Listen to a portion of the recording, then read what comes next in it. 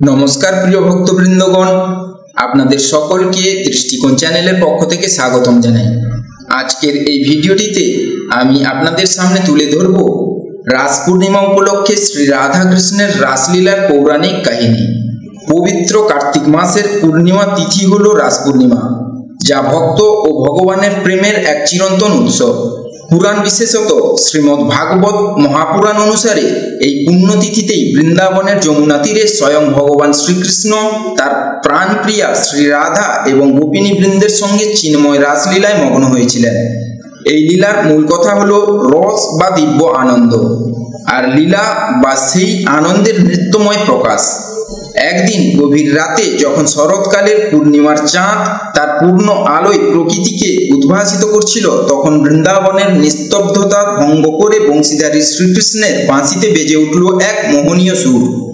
সেই সুর ছিল সাধারণ কোনো সঙ্গীত নয়, তা ছিল যোগমায়ার সৃষ্টি, যা ব্রজের প্রতিটি গোপিনীর হৃদয়ে গভীর প্রেমের আকুলতা জাগিয়ে তুলেছিল।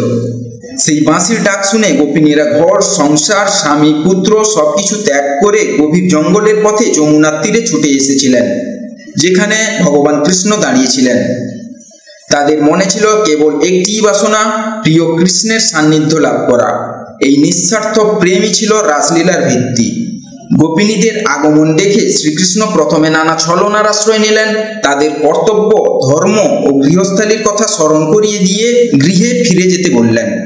কিন্তু গোপিনীরা তাদের গভীর অনুরাগ ও ভক্তির কথা জানালে ভক্তের প্রেমে বশীভূত হয়ে ভগবান তাদের মনোবাসনা পূর্ণ করার অঙ্গীকার করলেন। এরপর শুরু হলো সেই অলৌকিক নৃত্য। শ্রীকৃষ্ণ তার যোগমায়া শক্তি দ্বারা অসংখ্য রূপ ধারণ করলেন।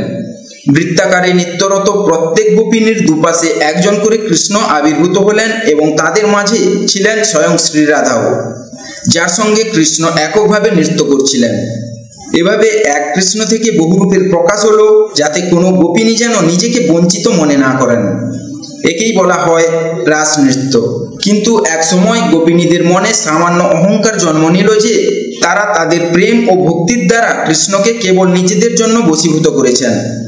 ভক্তের মনে অহংকারের উদয় হতেই লীলাময় শ্রীকৃষ্ণ শ্রী রাধাকে নিয়ে সেই স্থান থেকে অন্তর্হিত হলেন।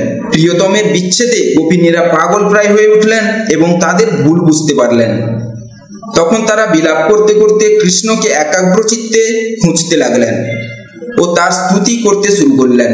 ভক্তের শুদ্ধ প্রেমে তুষ্ট হয়ে শ্রীকৃষ্ণ পুনরায় আবির্ভূত হলেন এবং তাদের কাছে রাসলীলার প্রকৃত আধ্যাত্মিক অর্থ ব্যাখ্যা করলেন যে এই রাসলীলা কেবল জাগতিক নৃত্য নয়, এটি হলো প্রতিটি জীবের আত্মার অর্থাৎ গোপিনীদের সঙ্গে পরমাত্মা অর্থাৎ ভগবান কৃষ্ণের মিলন উৎসব, যেখানে অহংকার ও জাগতিক কামনা বাসনা ত্যাগ করে নিঃস্বার্থভাবে সমর্পিত হলেই ঈশ্বরকে লাভ করা যায়।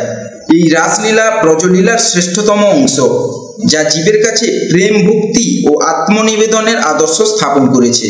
তো ভক্তবৃন্দগণ, আজকের এই পবিত্র পর্ব এই পর্যন্ত। আশা করি আপনারা অনেকটাই উপকৃত হতে পেরেছেন। এই ভিডিওটি যদি ভালো লেগে থাকে তাহলে লাইক করে কমেন্টে লিখে যাবেন জয় শ্রী রাধা গোবিন্দ। আর এই চ্যানেলটিকে সাবস্ক্রাইব করে আমাদের পাশে থাকতে ভুলবেন না। হরে কৃষ্ণ।